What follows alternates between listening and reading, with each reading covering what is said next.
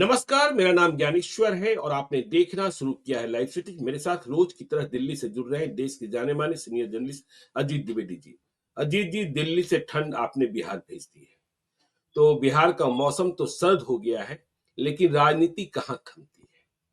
और आज देखिए, लालू यादव घर से निकले पशुपति पारस के यहाँ पहुंच गए, चूड़ा दही के भूस में, और इशारों इशारों में कह दिया आ रहे हैं। मतलब यह साफ है कि एनडीए में पशुपति पारस के लिए कोई जगह नहीं बची, वह समझ चुके हैं। क्योंकि पशुपति पारस के घर एनडीए के कोई बड़े नेता तो गए नहीं। आज नितिन नवीन बिहार सरकार के पथ निर्माण मंत्री हैं, उनके यहाँ भी चूड़ा दही के भोज का आयोजन था। और आर के सिन्हा जो पूर्व सांसद हैं, उन्होंने आरा में किया था। तो बीजेपी के कई बड़े नेताओं का जुटान इन दोनों के यहाँ हुआ था। और देखिए, आनंद मोहन, पुत्र चेतन आनंद, पत्नी लवली आनंद, उन्होंने भी चूड़ा दही के भोजन का आयोजन किया और मुख्यमंत्री नीतीश कुमार समय से पहले वहां भी पहुंच गए। तो नीतीश कुमार ही हैं। और आनंद मोहन से जो उनकी बॉन्डिंग है, उन्होंने जाहिर करने की कोशिश की। और देखिए, राजनीति गिटपिट किस तरीके से हो रही है। सुनील सिंह, जिनकी सदस्यता जेडीयू ने खत्म कराई बिहार विधान परिषद से, और अभी चुनाव देखिए, नामांकन वापस लेने की अंतिम तारीख, इसके पहले ही कोई निर्वाचन होना नहीं था, केवल जेडीयू ने उम्मीदवार बनाया था। लेकिन सुप्रीम कोर्ट ने नतीजे पर रोक लगा दिया। आगे भी सुनवाई होगी। मतलब यह मसला अटक गया। बिस्कोमान का चुनाव भी है, सुनील सिंह बनाम विशाल सिंह का। और देखिए, तेजस्वी यादव ने आज फिर कहा कि no entry for Nitish Kumar.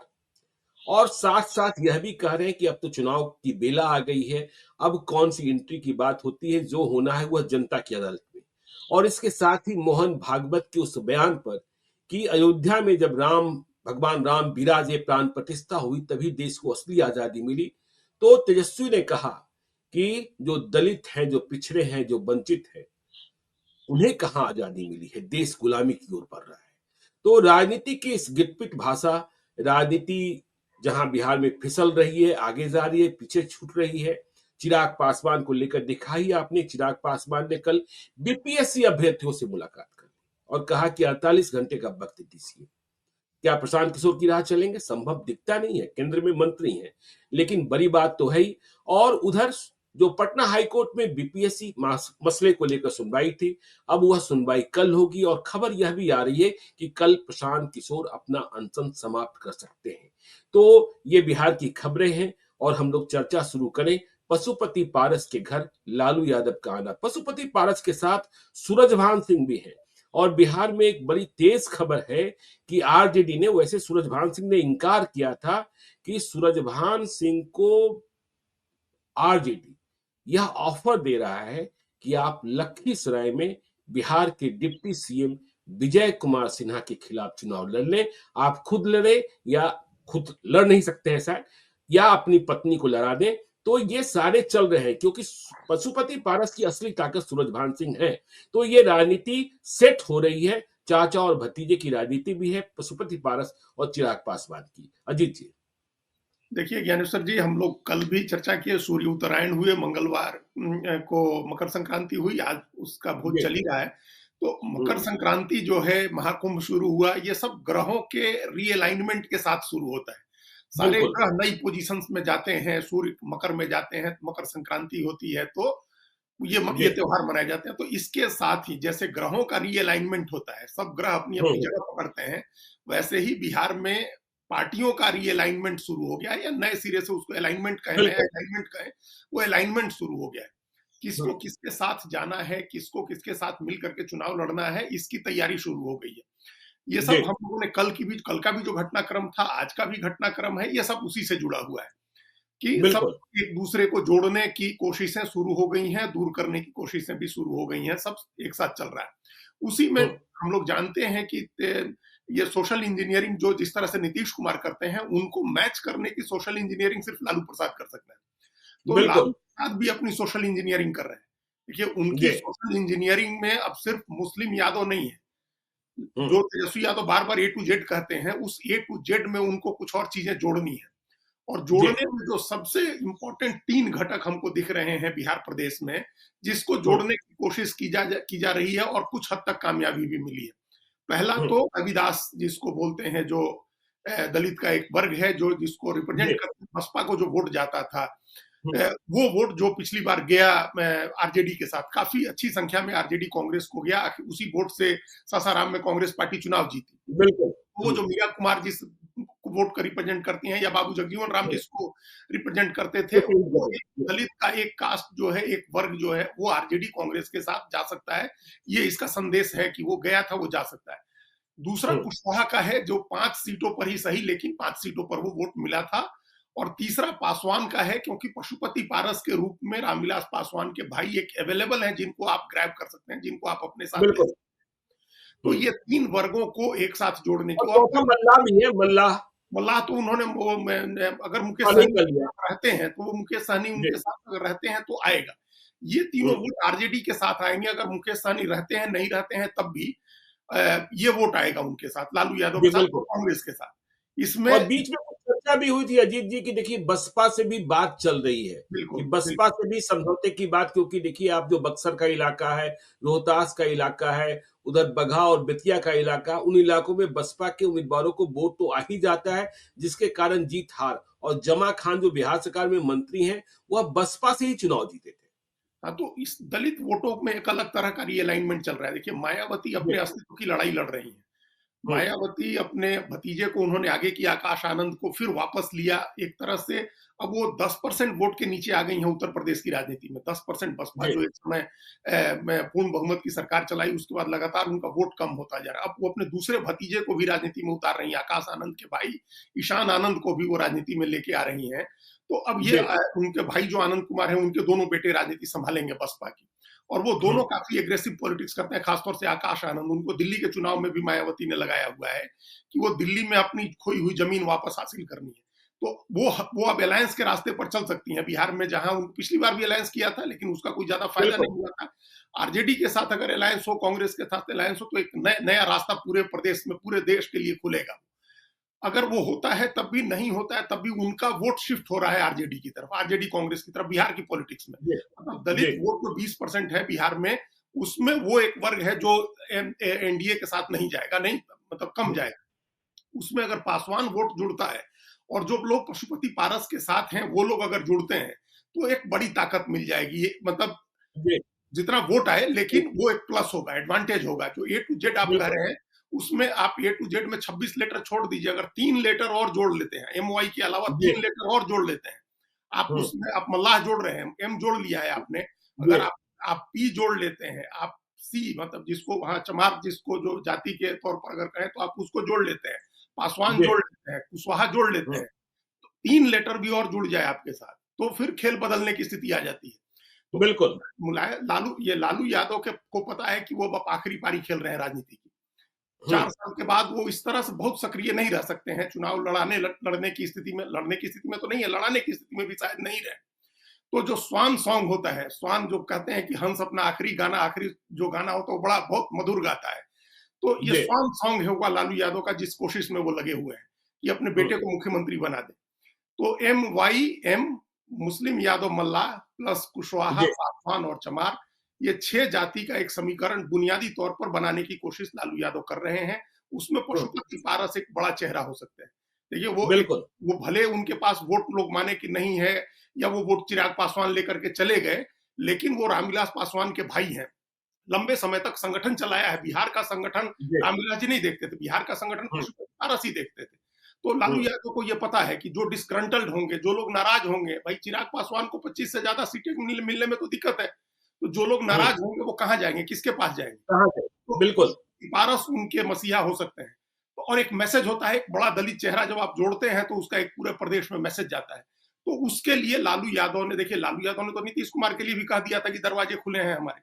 और वो सब जी, पता है कि नीतीश कुमार को, वो नहीं चाहते हैं कि नीतीश कुमार कमजोर हो, क्योंकि उससे बीजेपी की पॉलिटिक्स मजबूत होती है। तो ये बहुत दाव चलते हैं लालू यादव भी अपने। उसी दाव में आज उन्होंने एक साध लिया पशुपति पारस को। देखिए, बिल्कुल। और लोग कहते हैं अजीत जी देखिए पशुपति पारस इस उम्र में भी लड़ना चाहते हैं। देखिए भतीजे से दुराव तो हो ही गया है, लेकिन दूसरा भतीजा उनके साथ है प्रिंस राज, रामचंद्र पासवान का बेटा। बिल्कुल, लेकिन बिल्कुल। उनकी पीड़ा यह होती है कि प्रिंस राज चिराग पासवान के मुकाबले निखरने की कोशिश नहीं करते। थोड़े मतलब स्वभाव से और दिनचर्या से थोड़े इतने आलसी हैं कि पशुपति पारस को भी तनाव होता है कि आखिर लड़ेंगे कैसे और किसके लिए लड़ेंगे। हाँ, लेकिन अगर लड़ने की बात आती है, ये जिस तरह से लड़ाई होगी, ये वो भी अपने आखिरी पारी राजनीति की में पहुंच गए हैं, पशुपति पारस भी। अगर लड़ने की बात हो जाएगी, अगर मान लीजिए कि पशुपति पारस लड़ते हैं, प्रिंस पासवान को लड़ाया जाता है, तो एमपी रहे हैं, किसी एक क्षेत्र में तो बढ़िया लड़ाई दे ही सकते हैं ना, अगर आरजेडी का वोट बिल्कुल, उनके साथ बिल्कुल, जुड़ता है तो। तो बिल्कुल। जब एक-एक सीट की लड़ाई होगी, तो उस लड़ाई में तो बारीक प्रबंधन जो बेहतर करेगा वही जीतेगा। अभी जी, इस मामले में हम लोग मान के चल रहे हैं कि नीतीश कुमार के होने से एनडीए को बहुत एडवांटेज है, उनके पास एक बड़ा सामाजिक आधार है। लेकिन हुँ, ऐसे ही तो सामाजिक आधार में सेंध लगाई जाती है, आप एक-एक करके तोड़ते हैं, वोट निकालते हैं, अपने साथ जोड़ते हैं। तो लालू यादव उस कोशिश में लगे हुए हैं। कामयाबी जी, कितनी मिलेगी ये नहीं कह सकते हैं, लेकिन ये दिख रहा है कि इस बार जो लड़ाई होगी वो बहुत आसान नहीं होगी, कोई वॉकओवर देने वाली लड़ाई नहीं होगी, कोई गलती करके नहीं लड़ाई होगी। बहुत ही बारीकी जी, से बारीक प्रबंधन करके, माइक्रो मैनेजमेंट करके लालू यादव भी लड़ेंगे। तो उन्होंने जी। उनके पशुपति पारस के यहाँ दही चूड़ा खा करके, उनके साथ अपना सद्भाव दिखा करके एक मैसेज दे दिया। तो और अब देखिए ना, लालू यादव ने या यूँ कहें कि तेजस्वी यादव की रणनीति ने बिहार सरकार को इसके लिए तो मजबूर कर ही दिया है ना, कि जब आप मार्च में बजट लेकर आएँगे या फरवरी के अंतिम हफ्ते में लेकर आएँगे, तो अब आपको महिलाओं के लिए राशि की घोषणा करनी होगी।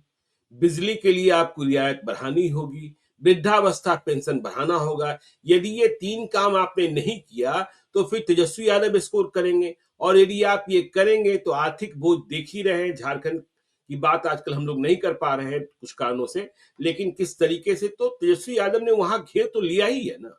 हाँ, तो अब देखिए, तो तेजस्वी यादव के एजेंडे पर तो रिस्पॉन्ड करना है, रोजगार भी आपको देना है। बिल्कुल, बड़ी अभी जी, चुनाव में जाने के पहले आपको रोजगार का जो टारगेट है वो भी पूरा करना है। महिलाओं के जी, लिए भी नगद पैसे देने की घोषणा करनी है, वृद्धावस्था पेंशन बढ़ाना, ये सब करना है। ये सब चीजें हाँ, सरकार भी इसकी तैयारी में है। अभी से हुँ, चूंकि इनके पास समय है और रिसोर्स कैसे मोबिलाइज करेंगे इसकी कोशिश भी सरकार के स्तर पर हो रही है। तो वो काम तो वो लोग करेंगे। तेजस्वी यादव एक नया यूथ चेहरा है, वो अपना एजेंडा सेट करेंगे, घूमेंगे प्रदेश में, लेकिन जो सोशल इक्वेशन बनाने की, जो सोशल बिल्कुल, इंजीनियरिंग का काम है, वो लालू यादव करेंगे। और वो जी, लालू यादव ने शुरू कर दिया। देखिए, लालू यादव हुँ, ने नीतीश कुमार के प्रति सद्भाव दिखा करके जो लॉकुस का समीकरण है, जिसमें कोयरी, कुर्मी, धानुक तीनों शामिल हैं, उनको एक हुँ, मैसेज दिया कि नीतीश कुमार को कोई परहेज नहीं है, नीतीश कुमार जोड़ना चाहते हैं, रिप्रेजेंटेशन देना चाहते हैं। तो इसका एक फायदा होता है, वोट भले आपको नहीं मिले, लेकिन ये हो जाता है कि वो कास्ट होस्टाइल होकर के आपको हराने के लिए काम नहीं करता है।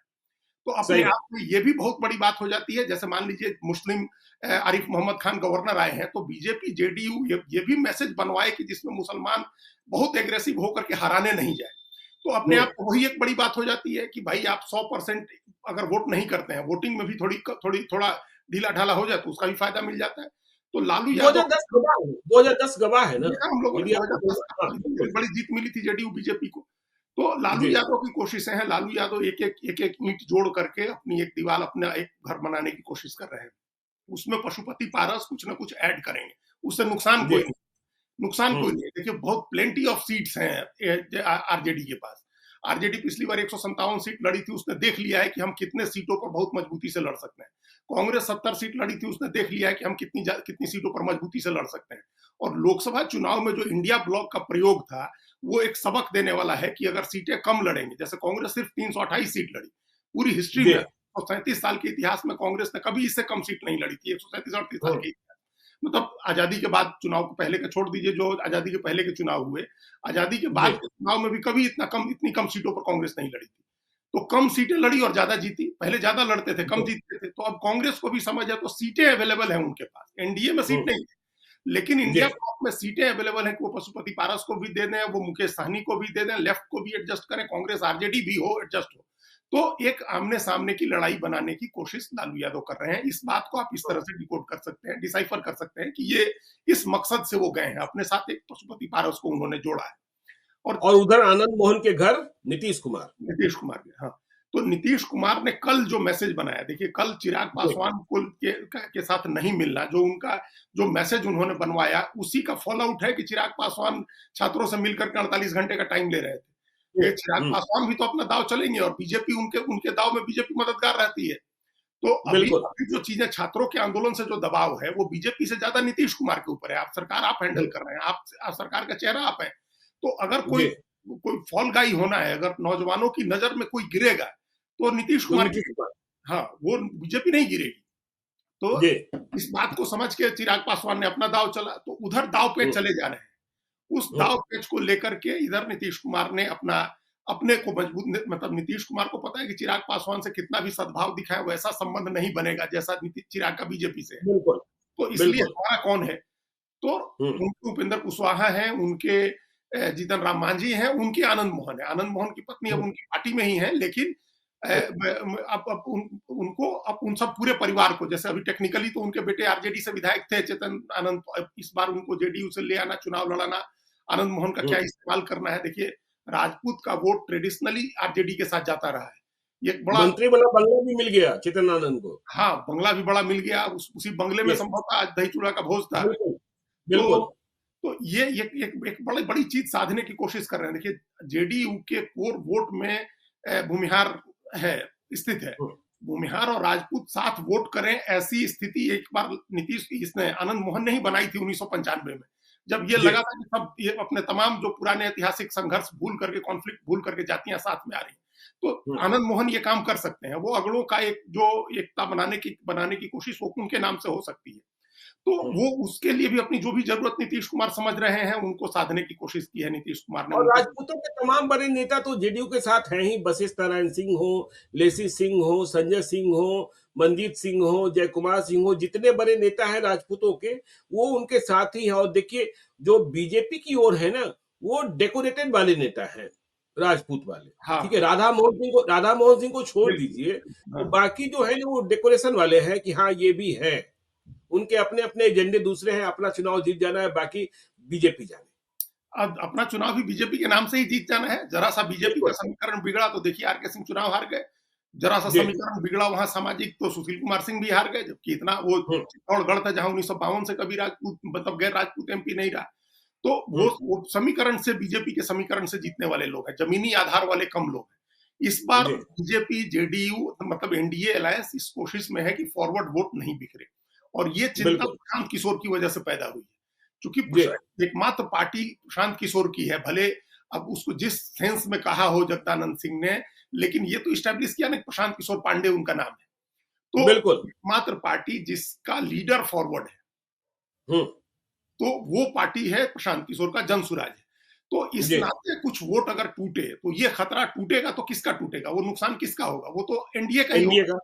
तो जी, उस नुकसान को भी रोकने की कोशिश है आगे, और इस तरह के प्रयास होंगे जो आनंद मोहन को जोड़ना, इस तरह के और भी लोगों को जोड़ने की कोशिश जेडीयू बीजेपी दोनों की तरफ से होगी। तो ये हुँ। हमने कहा कि जो रीअलाइनमेंट हो रहा है और देखिए लीडरशिप ना, का। देखिए, आप रीअलाइनमेंट की बात कर रहे हैं, प्रशांत किशोर से भी बहुत कन्फ्रंटेशन अब सरकार नहीं चाह रही है। आपने पहले ना किया, जबरदस्ती जब्ती कर ली, जहाँ वो कैंप लगा रहे थे मैरिन ड्राइव पर, और बाद में आपने परमिशन दे दी, क्योंकि आप यह समझ गए कि प्रशांत किशोर कानून के जानकार भी है, वह बिहार के दूसरे नेताओं की तरह नहीं है, जो कह दिया और चलते बने, वह आपको कोर्ट में घसीट लेंगे। तो फिर आपने वहां परमिशन भी दे दी कि ठीक है भाई, आप वहां अपना कार्यक्रम करो, मुझे आपत्ति नहीं है, जो आपको शिविर लगाना है लगाइए, केवल आप धरना प्रदर्शन नहीं कीजिएगा। हाँ, तो सरकार को हराने का काम फिर से कर दिया। तो सरकार को ये भी पता है कि आनंद मोहन जिनको लीड कर रहे हैं, जिस आंदोलन को लीड कर जी, रहे हैं, वो जी, आंदोलन भी पढ़े लिखे लोगों का है, नौजवानों का है, छात्रों का है, और बिल्कुल। शिक्षा और पढ़ाई लिखाई से जुड़ा हुआ आंदोलन है। तो आप उससे भी बहुत देर तक उसको जबरदस्ती करके आप उसको बाधित नहीं कर सकते हैं। कोर्ट के जरिए उसका हुँ, रास्ता निकल ही जाना है। तो सरकार प्रशांत किशोर के प्रति भी सद्भाव, नरमी दिखाने की कोशिश करेगी। देखिए, गवर्नर के जरिए वो मूव हुआ, उपराज्यपाल जी, ने उनके प्रशांत किशोर की तरफ से जो 11 स्टूडेंट्स का, अभ्यर्थियों का प्रतिनिधिमंडल आया था, उनसे मुलाकात की थी, सद्भाव हुँ, दिखाया था, एक नरमी दिखाई थी रुख में। तो आप उनको भी, चूंकि एक मैसेज की बात होती है ना, 10.5% वोट है फॉरवर्ड का, जी, लेकिन वो वोट बहुत ज्यादा इन्फ्लुएंस करने की स्थिति में रहता है। तो आप उसको बिल्कुल, नैरेटिव बनाने का काम होता है, वो कर रहा है, तो उसको आप ज्यादा मतलब नाराज नहीं कर सकते। ये जेडीयू नाराज़ नहीं की तरफ से जी, इसकी कोशिश होगी, और आरजेडी की तरफ से इसकी कोशिश ज्यादा इसलिए नहीं होगी क्योंकि उनको लग रहा है कि हमको सिर्फ जो दही जमाने के लिए जोरन की जरूरत होती है, उतने भर की जरूरत है फॉरवर्ड का। हुँ, उतना वोट भी हुँ, आ जाए अगर, तो हमारे लिए काम चल जाएगा। बाकी जो हमने 6 लेटर बताए, वो 6 अगर वो साध लेते हैं लोग, उस पर ज्यादा फोकस जी, करेंगे। जैसे हम लोग बिल्कुल, चर्चा कर रहे थे एक दिन, आपने जो कहा कि आलोक मेहता के यहाँ ईडी का छापा पड़ा, हम लोगों ने इस पर चर्चा की थी, और वो जी, एक बात थी कि उनको प्रदेश अध्यक्ष बनाया जा सकता है जगदानंद सिंह की तरह, बिल्कुल। जगदानंद सिंह की जगह। अगर ये दाव है तो वो फिर एक कुशवाहा जो हमने कहा कि के लेटर, तो आप के लेटर को भी साधने की जो कोशिश है वो बीजेपी आरजेडी की तरफ से लगातार हो रही है। लोकसभा चुनाव में उसको स्वाद लग चुका है, खून लग चुका है कि हम जहां कैंडिडेट देंगे वहां तो जरूरी वोट ले सकते हैं। तो जी, अगर बिल्कुल। ऐसा कर दे आरजेडी कि कुशवाहा कैंडिडेट उसी जगह दे जहां एनडीए का कुशवाहा कैंडिडेट नहीं है, तब वहां हाँ, तो तो वोट फिर मिलने में तो कोई क्या? दिक्कत नहीं है। बिल्कुल, बिल्कुल। वहां तो वोट मिलने में दिक्कत नहीं होगी। तो वो हुँ, ये इस राजनीति के तहत आगे बढ़ेंगे नीतीश कुमार। तो फॉरवर्ड उनको वोट चाहिए है, लेकिन वो बहुत ज्यादा एफर्ट नहीं लेंगे उसके लिए। जी, एफर्ट दूसरे वोट पर होगा, जो नीतीश कुमार का वोट तोड़ना है, अत्यंत पिछड़ा वोट में सेंध लगाना है और पिछड़ा में नीतीश कुमार के लौकिक समीकरण को ब्रेक करना है। तो इसकी हुँ, कोशिश कर रहे हैं लालू यादव। फॉरवर्ड की कोशिश एनडीए को करनी होगी, जो कोशिश दिख रहा है कि शुरू हो गई है जो कोशिश। तो वो ये दोनों तरफ से अलाइनमेंट नेताओं का, बड़े चेहरों का, जैसे आपने शुरू पहले नाम लिया सूरज भान का, आपने फिर आनंद मोहन का जी, नाम लिया, पशुपति पारस का। तो एक नेता, एक पार्टी के नेता से ज्यादा इन लोगों का पर्सनल निजी व्यक्तित्व तो इतना बड़ा है कि उसके आधार बिल्कुल। पर कुछ ना कुछ वोट को आप प्रभावित कर सकते हैं। कुछ ना हुँ। कुछ वोट को और नैरेटिव को भी, धारणा को भी प्रभावित कर सकते हैं। तो ये कोशिशें हो गई। अब ऐसे चेहरों को आप आइडेंटिफाई करके रखिए ज्ञानेश्वर जी, जिनको लेकर के आगे राजनीति होगी। उस चेहरे से हाँ, और आपने लोकसभा चुनाव में भी देखा था ना, चाहे जितना आरोप लगा हो, वाद-विवाद हुआ हो, बाद में तो सजा ही हो गई। मुन्ना शुक्ला को भी गले लगाने में लालू यादव ने मतलब कोई देरी नहीं की थी। देखिए, और अब देखिए जहां ब्रेक लगा एनडीए की कोशिशों को, आज सुप्रीम कोर्ट ने अंतरिम रूप से विधान परिषद के चुनाव के नतीजे पर रोक लगा दी। सुनील सिंह की जो रिक्ति हुई थी, सरकार चुनाव करा रही थी, सरकार क्या, निर्वाचन आयोग चुनाव करा रहा था, और जेडीयू के उम्मीदवार थे, उनकी जीत तय थी क्योंकि अकेले उम्मीदवार थे। बस सर्टिफिकेट ही मिलना शेष रह गया था। लेकिन इसके पहले सुप्रीम कोर्ट ने, हालांकि पिछली बार जब सुनवाई हुई थी, अभिषेक मनु सिंह भी वकालत कर रहे हैं सुनील सिंह की ओर से, तो अभिषेक मनु सिंघवी से कोर्ट ने पूछा था, क्या इस तरीके की बातें आप लोग करते हैं? क्या इस तरीके का आरोप प्रत्यारोप लगता है? इस तरीके का व्यवहार होता है? लेकिन आज तो अब तो एक झटका तो लगा ही है, आगे अंतिम फैसला क्या आएगा यह देखने की बात होगी। हाँ, सरकार को एक झटका लगा है, लेकिन सरकार जो जेडीयू को जो मैसेज कन्वे करना था वो मैसेज कन्वे हो गया था। जी, मतलब जेडीयू को एक मैसेज देना था कि हम लौकुश समीकरण साध रहे हैं। तो बिल्कुल, महत्वपूर्ण धानु ये को, तो, हाँ, और इस बार धानु को। धानु को इस बार वही कह रहे हैं कि वो दे करके जी, उसने अपना मैसेज दे दिया था कि हम जैसे भगवान सिंह कुशवाहा को ले आए, उपेंद्र कुशवाहा को ले आए, तो लोग कुछ समीकरण साध रहे हैं, उसमें हम एक धानु का हमारा उस समीकरण का पार्ट है, तो हमने हुँ, उनको टिकट दे दिया है। तो अब ये तय है, और पुराना कार्यकर्ता है, पुराना पुराने कार्यकर्ता। हाँ, पुराने कार्यकर्ता को हाँ, हमने टिकट दिया है, तो ये और देने का पहले तो चर्चा होती रही अजीत जी कि मनीष मनीष वर्मा वर्मा, हाँ, जाएँगे, हाँ, लेकिन आपको जानकर आश्चर्य होगा कि मनीष वर्मा को रोकने के लिए मुख्यमंत्री के इर्द-गिर्द जितने लोग हैं और जितने खेमे और गुट हैं, सभी एक हो गए कि मनीष वर्मा नहीं। हाँ, तो भाई हम लोग पहले कर चुके हैं कि मनीष वर्मा जितनी तेजी से आगे बढ़े थे और जो पहले जी, दिन एक नैरेटिव स्टैब्लिश हुआ था कि ये नीतीश कुमार के उत्तराधिकारी होने जा रहे हैं, उसी दिन बिल्कुल। से काटने की कोशिशें शुरू हो गई होंगी। तो वो हुँ, फिर लगा कि अगर एमएलसी हो जाते हैं तो एक और बड़ी जगह, एक पैदान और आगे बढ़ जाएंगे, तो जी, उसको उसी जगह पर रोक दिया गया। पहले उनकी यात्रा रुकी, जो बिहार प्रदेश घूम रहे थे, हालांकि वो हुँ, घूम रहे थे तो जेडीयू को ही फायदा हो रहा था, जी, लेकिन वो माना गया कि उससे निजी फायदा हो रहा है उनको, उनकी अपनी छवि, उनका अपना कद बड़ा हो रहा है, तो वो रोका हुँ, गया उनको। ये जेडीयू का इंटरनल एक आंतरिक संघर्ष खींचतान जो चल रही है उसका एक नतीजा है ये।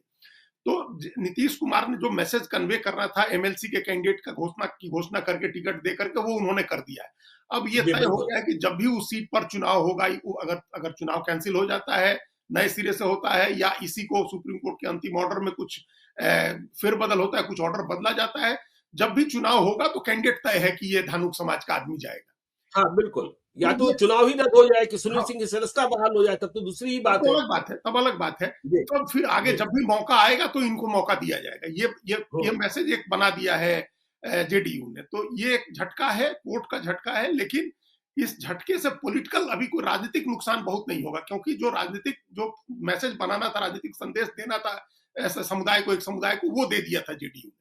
तो वो समुदाय, जी, वो मैसेज चला गया है, उसमें दिक्कत नहीं है, वो राजनीतिक नुकसान नहीं होगा। एक सरकार के इकबाल को लगता है कि आप चुनाव कराने जा रहे थे बिल्कुल। और कोर्ट ने रोक दिया, तो इससे दूसरे लोगों के लिटिगेंट जो है उनका हौसला भी बढ़ता है कि और मामलों पर लोग कोर्ट में जाते हैं। जैसे अगर हुँ, अगर अगर बीपीएससी के मामले में कल हाई कोर्ट इसी तरह का डिसीजन दे दे, तो इस हुँ, तरह से होता है जब सरकारें थोड़ी कमजोर, इसका एक मैसेज ये भी होता है कि सरकार कमजोर हो रही है। सरकार का एक यदि बात हाईकोर्ट कमजोर हो रहा यह है। भी डिसीजन कर दे कि भाई नोटिस जारी करते हैं और जब तक नोटिस जारी का जवाब न मिल जाए, सुनवाई पूरी न हो जाए, तब तक आप नतीजे नहीं प्रकाशित कर हम्म। सकते हैं, यह भी तो एक बड़ी जीत होगी ना। बड़ी जीत होगी, वही करेंगे। नोटिस खाली जारी हो जाए तो एक मैसेज यही जाएगा कि सरकार कमजोर हो रही है, सरकार का इकबाल कमजोर है। आमतौर पर जी। न्यायिक सक्रियता तभी ज्यादा दिखती है जब सरकारें कमजोर रहती हैं, जब सरकारों हुँ, की स्थिति थोड़ी कमजोर रहती है। तो वो एक सरकार के कमजोर होने का मैसेज जाएगा। कल भी हाईकोर्ट के फैसले बिल्कुल। पर नजर रखने की जरूरत होगी कि हाईकोर्ट का क्या फैसला आता है। आज सुप्रीम हुँ। कोर्ट के फैसले से जरूर एक झटका लगा है, लेकिन हमारा मानना है कि उसका राजनीतिक नुकसान नहीं होगा। ये सुशील तेजस्वी कुमार यादव नो एंट्री। तेजस्वी यादव कह रहे हैं नो एंट्री। अब तो जनता की अदालत में फैसला होगा और लालू यादव ने कहा था पहले स्वागत, लेकिन उसके आगे बात पहुंच गई मोहन भागवत वाली बात कि भाई जब रामलला बिराजे तभी देश को आजादी मिली। और तेजस्वी यादव कह रहे हैं कि देश तो गुलामी की ओर बढ़ रहा है क्योंकि पिछड़े दलित वंचित जो हैं उनको कोई देख नहीं रहा है। देखिए ज्ञानेश्वर जी, इसमें एक बात तो बीजेपी, आरएसएस इन सब लोगों को मिल के तय कर लेना चाहिए है कि देश को आजादी सचमुच मिली कब थी। भाई मिली एक कब तो थी? हाँ भाई, तय कर लीजिए, तय जब कर नरेंद्र लीजिए मोदी बने तब 2014 में मिली हाँ कि वही 2000। 24 में कि 1947 में, ये इतना देखिए। कंफ्यूजन। अब उनकी एमपी हैं कंगना रनौत, उन्होंने कहा कि 2014 में असली आजादी मिली जब भाजपा की पूर्ण बहुमत की सरकार बनी और नरेंद्र मोदी प्रधानमंत्री बने, तो 14 में मिली जी। आजादी। असली आजादी हाँ। यही कहा जा रहा था कि 14 में मिली। उन्होंने पार्लियामेंट के कैंपस में, परिसर में खड़े होकर के, संसद के परिसर में खड़े होकर के कहा था कि तब तो असली आजादी। 2024 में आजादी छिन गई, भाजपा को पूर्ण बहुमत नहीं अब मिला। हो गई, ठीक बात है। तो मोदी जी मुख्य हाँ। प्रधानमंत्री बने तो असली आजादी मिली। फिर अब मोहन हम्म, भागवत कह रहे हैं कि 2024 में जो प्राण प्रतिष्ठा हुई, जो प्रतिष्ठा द्वादशी है, उस जी। प्रतिष्ठा द्वादशी को असली आजादी मिली भारत को। हम लोग सब बिल्कुल। आज जानते हैं, हम लोग की 15 अगस्त 1947 को अंग्रेज आजादी दे करके गए थे। भारत में अंग्रेजों से आजादी दे क्या गए थे, छीनी थी। हमारे महान स्वतंत्रता जी। सेनानियों ने लड़ के जान गंवा करके आजादी हासिल की बिल्कुल। थी, हम लोग जानते थे उसको। हम्म, हालांकि तब भी एक बड़ा वर्ग था ज्ञानेश्वर जी, जिसमें कम्युनिस्ट भी थे, सोशलिस्ट भी थे और आरएसएस के भी लोग थे, जो सड़कों पर नारे लगाते थे कि यह आजादी झूठी है। तो वो जी। आजादी झूठी कही जाती थी तब भी, लेकिन किसी ने क्वेश्चन नहीं किया कि हम आजाद हो गए। हम्म, लेकिन ये तो क्वेश्चन हो रहे थे, तो भाई तय कर लीजिए कि कब, 47, 2014 की 2024, तय करके लोगों को बताइए बिल्कुल। कि आजादी असली बिल्कुल। किस दिन हुई थी। बिल्कुल। आपस में सहमति बना लेनी चाहिए। जी। अब देखिए तेजस्वी यादव की दो बातें हैं। एक तो उन्होंने कहा कि देश गुलामी की ओर जा रहा है, तो ये भी हम्म, एक अतिरंजित बयान है, जिस जो एक उन्होंने भी सीख लिया है, जो राहुल गांधी आजकल संविधान लेकर के घूम रहे हैं कि संविधान खतरे में है। राहुल गांधी आ रहे हैं ना 12 तारीख को। हाँ, वो भी जा रहे हैं बिहार में, तो वो जी। पॉलिटिक्स अलग करवानी है। उसमें सबसे ज्यादा नजर हम बिल्कुल। लोग की इस बात पर रहेगी कि भाई पप्पू यादव का क्या डिसीजन होता है। पप्पू यादव, कांग्रेस उनको किस जी। तरह से गले लगाती है, तो फिर आरजेडी के साथ किस तरह से इक्वेशन आगे बढ़ता है, वो एक दिलचस्प हम्म। इवेंट होगा उस दिन। तो जिस बिल्कुल। तरह से वो घूमते हैं हर जगह संविधान हाथ में लेकर के कि ये खतरे में है, संविधान खत्म कर देगी बीजेपी, तो देश गुलामी की तरफ बढ़ रहा है, ये एक अतिरंजित बयान है। लेकिन जी। ये बात हम लोग कह सकते हैं कि आर्थिक रूप से हमारी स्थिति जैसी हो रही है, वो हमारी आजादी थोड़ी उससे कुछ नहीं है। छीन होगी, कमजोर होगी। लेकिन जो उनका दूसरी बात उनकी है कि नो एंट्री वाली बात, वो एक हम्म, हम लोग उस पर चर्चा कर सकते हैं, क्योंकि अब धीरे धीरे पिछले एक हफ्ते में ये तय हो गया है कि अब नीतीश कुमार नहीं आ रहे हैं। उसके पहले तक तो नहीं आ रहे। हम बिल्कुल। लोग को कह रहे थे, हम लोग को बार बार लगातार जी। प्रोग्राम में कह रहे थे, लेकिन एक बड़ा वर्ग था जो मान के बैठा था कि आ रहे हैं, जो हाँ, हाँ। एकदम मान रहे थे लोग कि अब नीतीश कुमार फिर आने वाले हैं और सरकार बनने वाली है और सारी चीजें हो रही थी। तो अब जी। वो नहीं हो रहा है। अब हम्म, नहीं हो रहा है, तो उसके बाद आपके सामने ये तरीका है कि आप जितना ज्यादा हो सकता है एग्रेसिव होकर के अटैक करें और अटैक करके राजनीति करें। क्योंकि अब बिल्कुल। तेजस्वी, ये अटैक लालू यादव की तरफ से नहीं आएगा, ये अटैक तेजस्वी हम्म, यादव की तरफ से आएगा। क्योंकि इधर से चेहरा घोषित है नीतीश कुमार का, तो उसके मुकाबले चेहरा तेजस्वी का है। तो ये जी। अटैक तेजस्वी करेंगे नीतीश कुमार के ऊपर, चूंकि नीतीश के विकल्प के तौर पर उनको चुनाव लड़ना है। तो हम्म, इसीलिए वो लगातार ये अटैक करते रहेंगे। अब उनकी यात्राओं में, आगे के कार्यक्रमों में वो लगातार नीतीश कुमार को अटैक करेंगे। जब बीच में वो बंद हो गया था कि टायर्ड हैं और रिटायर्ड अधिकारी चला रहे हैं लोग, या नीतीश कुमार के का वो कुछ नहीं बचा, नीतीश कुमार, अब ये बात सुन रहे हैं, कितनी बार हम लोग सुन चुके कि 4 लोग बिल्कुल। सरकार चला रहे हैं, 2 लोग पटना में हैं, 2 लोग दिल्ली में, तो ये सब बातें अब ज्यादा कही जाएंगी।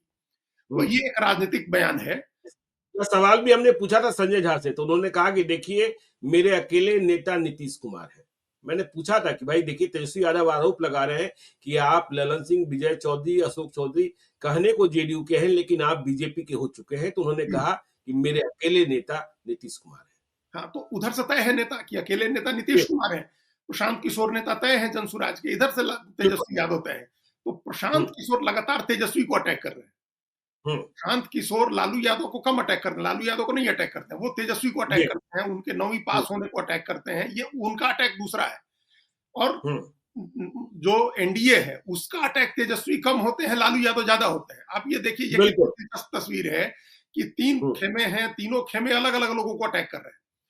हम्म। तेजस्वी नीतीश कुमार को करते हैं, नीतीश कुमार लालू यादव को करते हैं और प्रशांत किशोर तेजस्वी यादव को करते हैं। तो इस बिल्कुल। तरह से अटैक होता है। तो सबके अपने-अपने मकसद हैं। इस मकसद से सब इस तरह से अपना टारगेट चुनते हैं कि हमको किसको टारगेट करना है। नीतीश कुमार जी। और नरेंद्र मोदी दोनों को पता है कि टारगेट लालू यादव है। उन्होंने, हम्म। हम लोग सुना था जब बूथ कमेटी की बैठक हुई थी लोकसभा चुनाव के समय, तो किस तरह से नरेंद्र मोदी ने कहा था कि भाई सब पुराने लोगों को ले आइए और बताइए कि 2005 के पहले क्या होता था लालू राबड़ी के राज में, याद दिलाइए। बिल्कुल। तो जी। नरेंद्र मोदी नीतीश कुमार का टारगेट तय है कि वो लालू यादव पर होगा। और अब तेजस्वी यादव टारगेट करेंगे नीतीश कुमार को, क्योंकि उनका विकल्प जी। बन के उनको चुनाव लड़ना है। तो इसके लिए हम लोग बिल्कुल। आगे आगे और देखेंगे, और भी टारगेट होगा, विशियस अटैक्स होंगे। अभी हम लोग देखेंगे नीतीश कुमार के ऊपर, उनके कामकाज को लेकर के अटैक बढ़ेगा। जैसे जैसे चुनाव नजदीक आएगा उनके ऊपर हमले बढ़ेंगे। चलिए, तो देखिए हमले बढ़ेंगे और प्रशांत किशोर कल अनशन खत्म कर सकते हैं। अनशन खत्म करने के वक्त वह क्या ऐलान करते हैं, आगे की रणनीति क्या बताते हैं, यह भी देखने की बात होगी। तो बिहार की बात तो हम करते ही रहेंगे। आप देखते रहिए लाइव सिटीज को। यदि अब तक आपने हमारे यूट्यूब चैनल लाइव सिटी को सब्सक्राइब नहीं किया है तो जरूर कर लीजिएगा। और यदि इस वीडियो को फेसबुक पेज के माध्यम से देखें तो पेज को लाइक दीजिएगा। हैंडल एक्स पर भी हमें फॉलो कीजिए। धन्यवाद।